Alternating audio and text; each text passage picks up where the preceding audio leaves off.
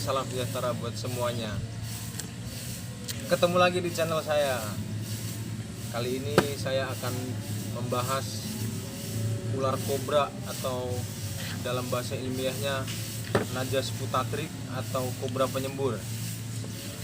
Ular ini saya dapatkan dari tetangga saya, kemarin mengantarkan ke sini. Ini orangnya ada di sebelah nih, orangnya. Jadi ular kobra ini masuk ke dalam rumah. Hah? Lebih banyak. Sifat alamiah Lebih ular banyak, kamu kan sebenarnya menang takut 700 dengan katanya. manusia. Dia menghindari manusia, tapi karena 2 kali main tuh. alamnya sudah dirusak, 2 kali jadi main. mereka hidup di pemukiman lingkungan manusia. Karena notabene ular ini mencari Saya masih ular kobra ini merupakan ular berbisa tinggi atau high venom. Bisanya sendiri Kemarin terdiri saya dari neurotoksin bakar itu, yang banyak menyerang sistem saraf manusia. manusia. Dari kobra nggak pernah. Saya sudah siapkan ini namanya snake hook untuk berinteraksi dengan ular-ular berbisa. Jadi jangan kita free handle karena udah terlalu banyak korban yang tergigit oleh ular ini. Kobra ini sendiri memiliki bisa neurotoksin atau menyerang sistem saraf manusia. Jadi sangat berbahaya bila mana seseorang tergigit oleh ular kobra ini. Meskipun ular kobra ini masih kecil atau baby, ular kobra ini sudah membawa bisa yang sangat kuat. Efek gigitannya tersebut bisa mengakibatkan gagal jantung yang akhirnya aliran nafas terhenti, sesak nafas, dan akhirnya korban akan meninggal. Makanya kalau kita berinteraksi dengan ular berbisa seperti yang di depan ini, teman-teman harus menggunakan alat bantu ini. Kalaupun tidak ada ini, bisa menggunakan kayu ataupun ranting yang ada di sekitar. Ini namanya snake hook, digunakan untuk berinteraksi dengan ular berbisa sesuai SOP dari para pakar-pakar ular yang ada di dunia. Bulan Desember seperti sekarang ini banyak sekali ular kobra bertelur. Dan nanti puncaknya pada bulan-bulan Februari ataupun Maret, ular akan banyak menetas. Nah, contohnya seperti ini. Baby kobra ini mungkin baru buat teman-teman yang menemukan ular ini atau menjumpai ular ini.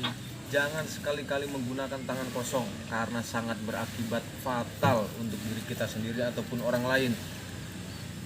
Kemudian coba kameramen dekat. Nah, ini coba saya buka. Sebenarnya saya juga kurang safety karena tidak memakai kacamata. Karena ular kobra ini bisa menyembur atau meludah. Nah, ini penampilan fisiknya dari atas. Ini ketika kita ganggu, dia akan mengembangkan tedungnya.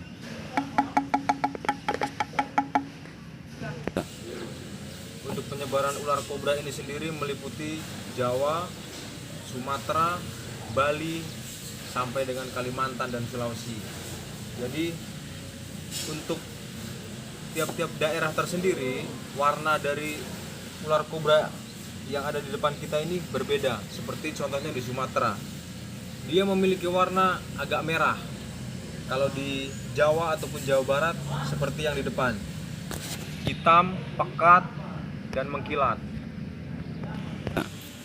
Untuk makanan ular kobra sendiri, dia biasa memangsa tikus ataupun cicak. Kalau ukuran sebesar ini, dia makan cicak.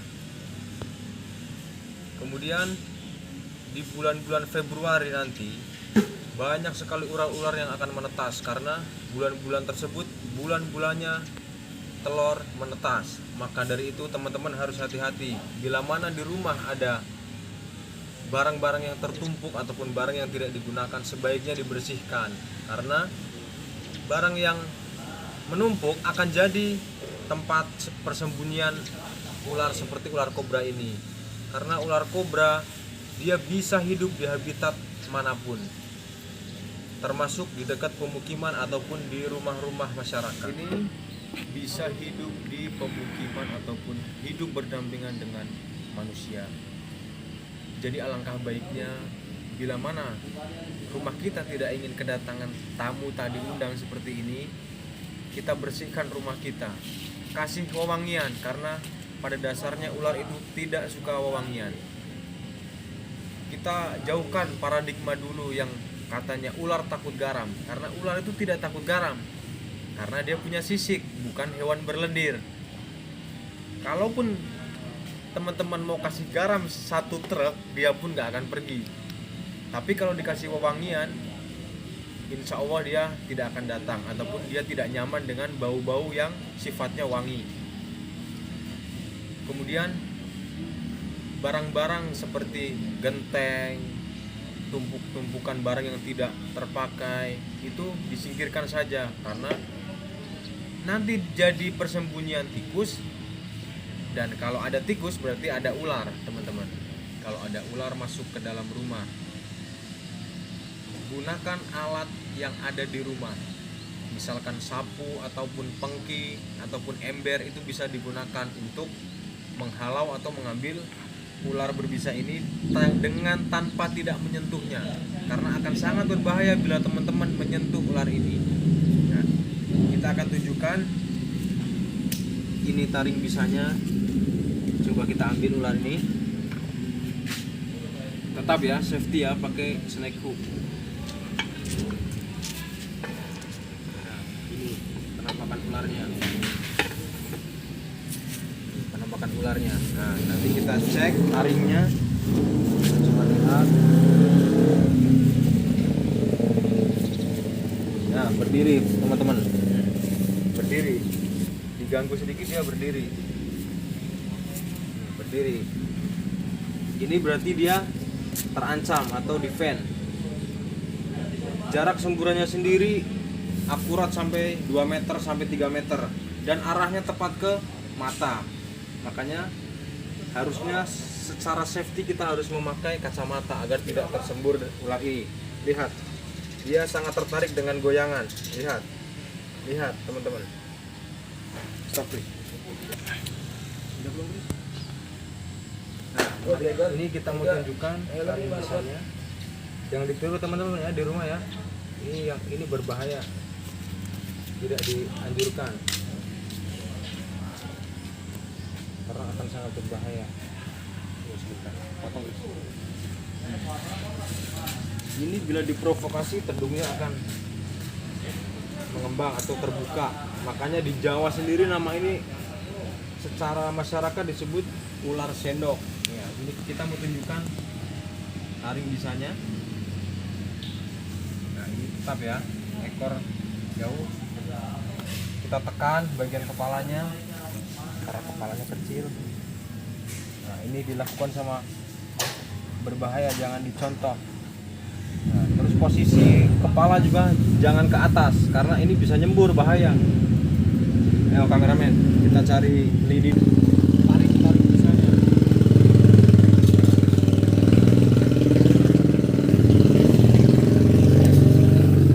Meskipun ular ini masih kecil, tapi ini sudah memiliki taring bisa. Nah, kelihatan nggak kameramen? Taringnya. Oh iya iya. Kelihatan? Taringnya ini. Nah, ini dia. Kelihatan? Kelihatan taringnya ini. Walaupun masih kecil, dia sudah membawa bisa yang bisa membunuh manusia.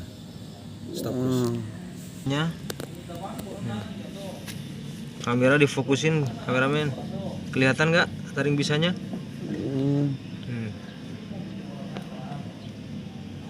Kelihatan ya? Nah, itu udah keluar bisanya tuh. Warna putih. Ini bisa neurotoksin yang bisa menyerang saraf dan menyebabkan gagal nafas ini. Kelihatan kan kameramen tuh? Kelihatan taringnya ini. Oke. Iya. Nah. Sudah terlihat kan tadi bisanya di kamera. Alangkah berbahayanya bila mana bisa itu masuk ke dalam tubuh kita, akan sangat berbahaya. Walaupun bisa ular kobra itu sendiri di Indonesia udah ada anti bisanya, tapi bila tergigit dengan penanganan yang sangat salah akan berbahaya untuk diri kita, karena gagal jantung dan menyebabkan gagal nafas kemudian lewat. Udah teman-teman, kita masukin lagi ke dalam. Kasihan ularnya juga stres ya dia. Nah.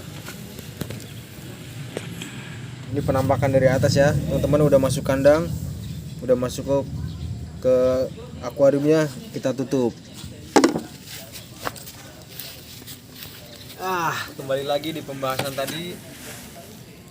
Jadi kita sebagai manusia harus bijak dalam setiap menangani hewan karena mereka juga makhluk Tuhan yang notabene mereka ingin hidup, mereka ingin bersama Tuhan, mereka